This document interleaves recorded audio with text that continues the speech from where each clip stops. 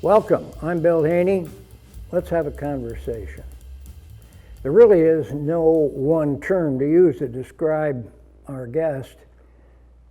To do that would put him in a kind of a neat and tidy box, and A.J. O'Neill is very much an outside-the-box kind of person. So to narrow him down to just one of his many roles would not do justice to the man in full.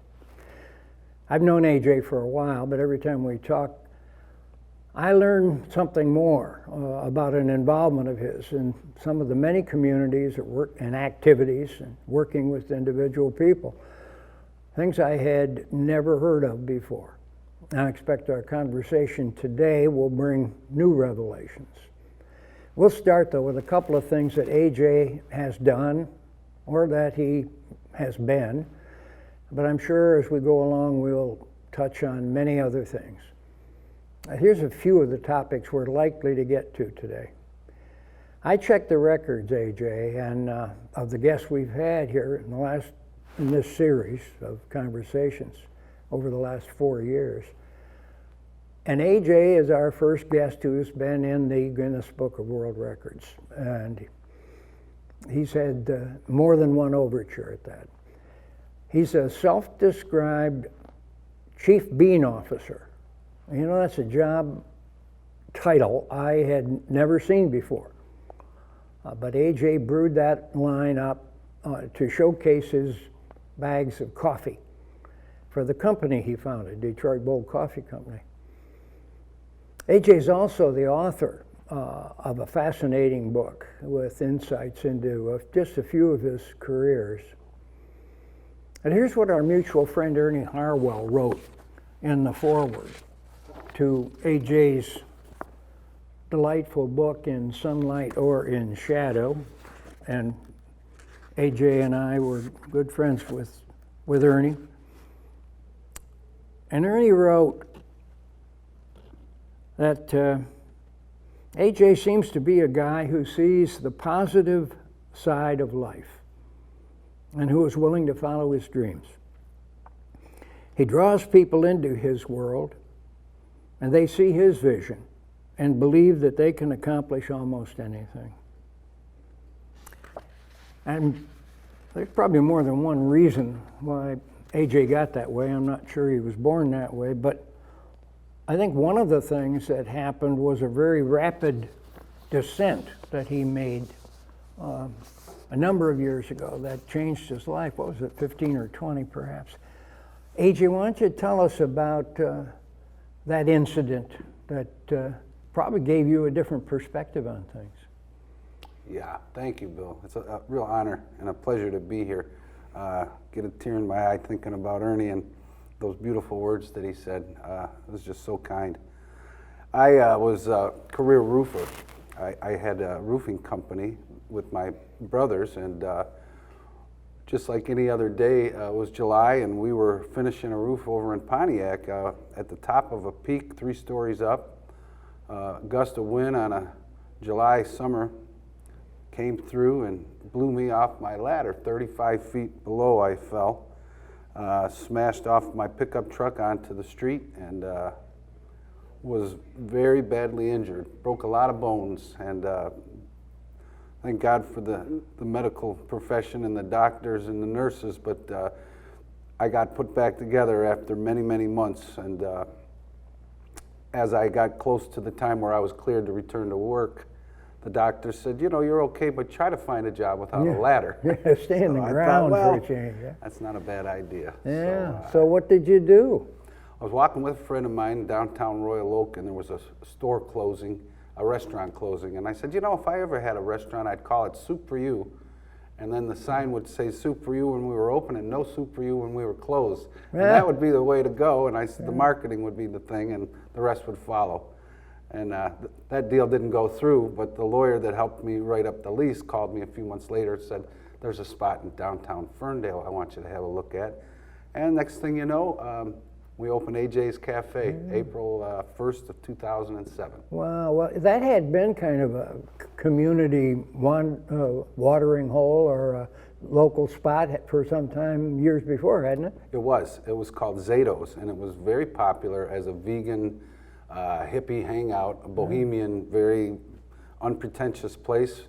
But the vibe and the music and the poetry and the soul of the place was kind of there when I got there. So I was opening, I'm a roofer, what do I know about running a cafe? After about a month of pretty slow sales, one of the guys said, I ought to bring back the music. And he said that they'll come back. So I thought, why not? So we hired a fellow by the name of Ted Berlinghoff, a very well-known folk musician host, and we started open mic night on Wednesdays at AJ's, and that was a turning point. Wow. Well, that open night, Mike, was that when you started, when you'd close up the place, you would do a rendition of one of your favorite songs? Sorta, yeah. There was one particular slow night, and I had been watching. I was working the cafe side, serving coffees and whatnot. The musicians and everyone were on the other side of the cafe. It was kind of split in two.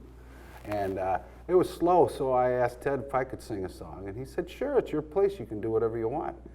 He says, what do you got? I said, well, I know Danny Boy by heart. So he says, that's not a typical open mic song, but I know it. I'll play it. You sing it. We'll do it. And we did it. And got a beautiful round of applause and even a tear or two by all 8 or 7 people that were in the audience. And I got a fat head and thought that was so good. I did it again the next week. And about the 3rd week, I got heckled. And someone said, why don't you learn a different song? And I said, well, I can't do that. That's the sanctity of Danny Boy. We can't just stop doing it. I said, why don't we all do it? And when we all do it, I'll put her to rest.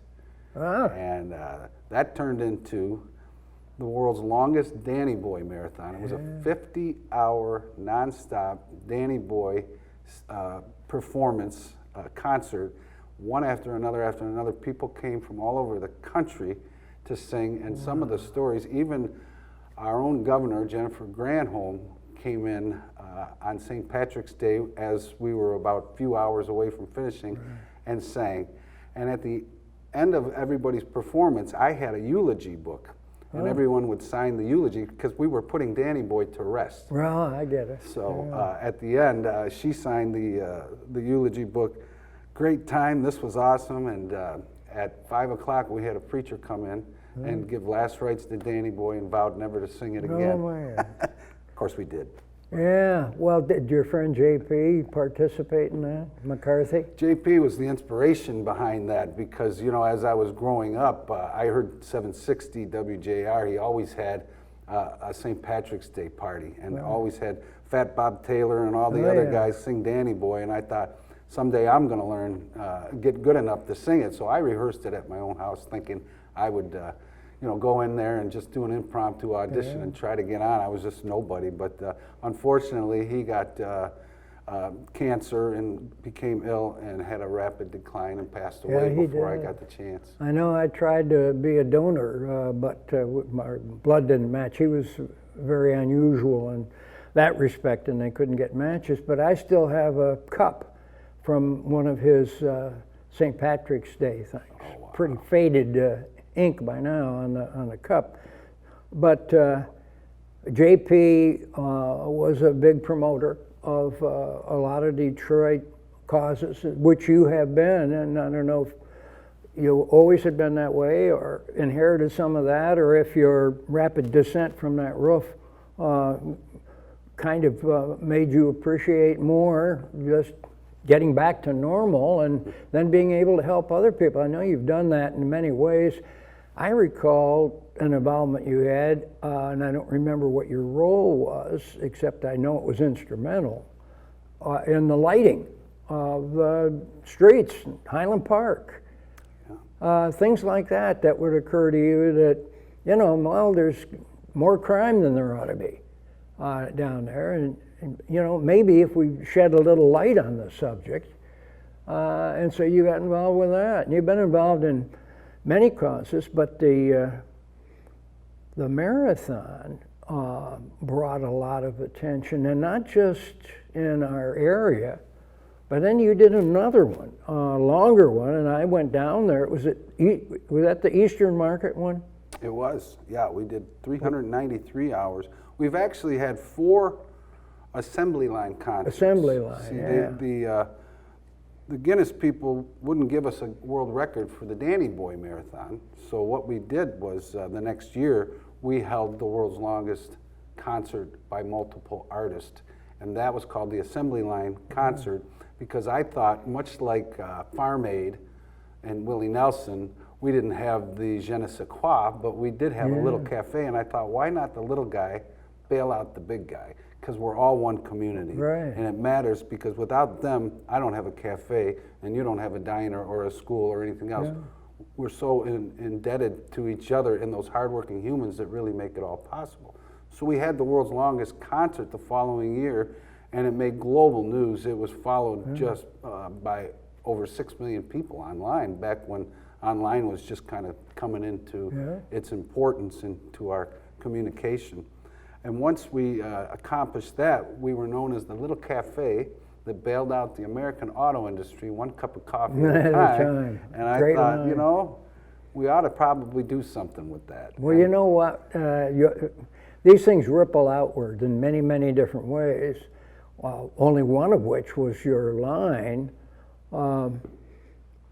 your cup of coffee, you know, one cup at a time, became the title, kind of unknowingly, for the local book done at the geezers that gather at Brioni's Cafe are used to on Monday mornings until they kind of outgrew in size. There were just 15 people now instead of 6 or 8, but they did a book called One Cup at a Time, many of the people that you know. But then also, it had, seemed to me, it triggered a competition for people in Canada, and they ended up making a very substantial amount of money for their causes, but in a very friendly competition with your assembly line at Eastern Market. Is that right? Oh, it was beautiful. Yeah, Toronto currently holds the record at 425 hours. Oh, it's really grown. I think it's really grown. We established somewhat of a legacy here with our 4 concerts, but every time we would get the record, we got it. We beat Statesville, South Carolina the first time. Then Atlanta, Georgia took it from us, and then we took it back from Atlanta, Georgia. I think it went up to Seattle, and then we took it back again, and now Toronto's got it. So, and every time the cause for the benefit of the concert was always something community oriented and for whatever. And you know, we're glad to share it. We think we'll probably still try to get it back again. Well, you know, something will find us.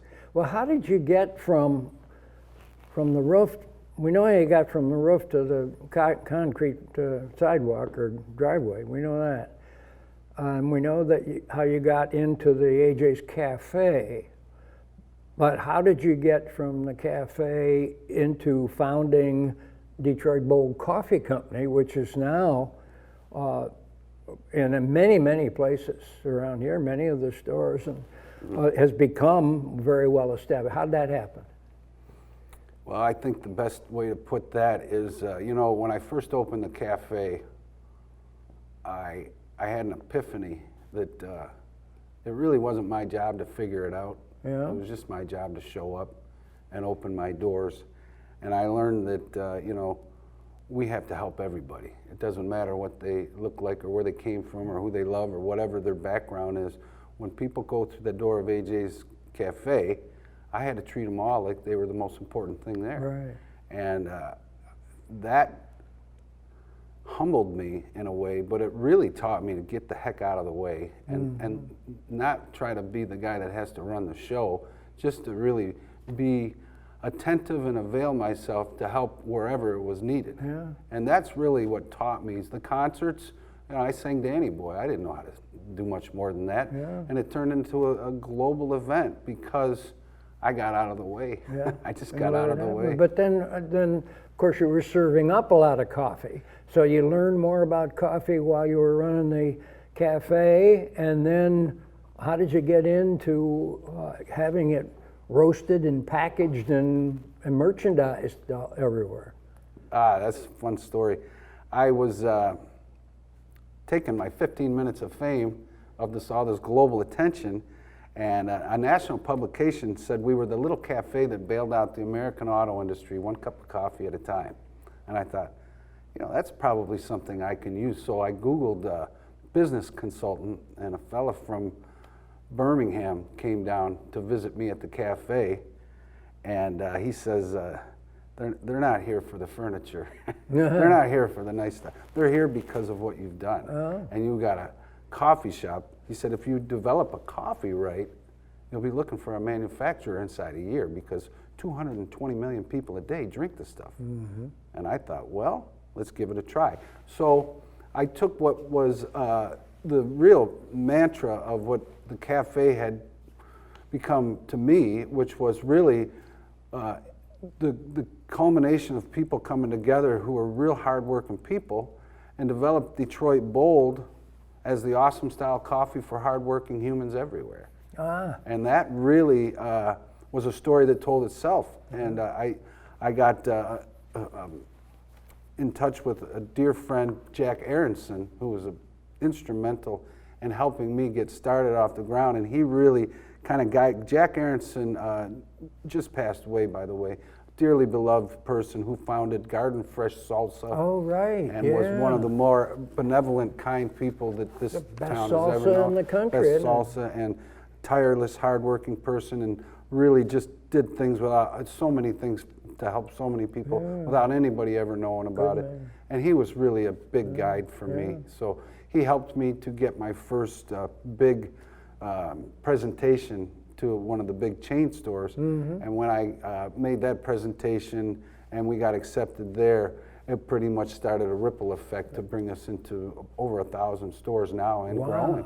So. And you're in several of the big chains right here in the township and the area, aren't you? Yeah, we're here at Beakey's, I know, and we're at the Kroger store, Meyer, a lot of independent stores. You got it at Beakey's up in Nortonville. Beakey's, I love Beakey's, yeah. Got a huge online presence. DetroitBoldCoffee.com is where people from all over the country order it, and we get every state in the union that orders it, because I think they love Detroit, first of all, and they love to be a part of that. I remember something you did in that regard on the spur of the moment. I don't know if it was a hurricane several years ago. Down in the Florida Keys, got hit, and you drove down there with your distinctive vehicle and lots of coffee, as I recall, and served up coffee for the rescue workers and people that were in need. Have I got that right? Yeah, you got it exactly right. I think it was Hurricane Florence. It was 2017, 2018, something like that. It was a bad one. And I was just watching a 9/11 memorial. Here we are just about at that time. And a lady was talking about what she did. She said, I felt so helpless. All I could do was just bring coffee. And she said it was so amazing how people came to just feel that respite with that cup of coffee I would bring every day. And I really felt like I had contributed.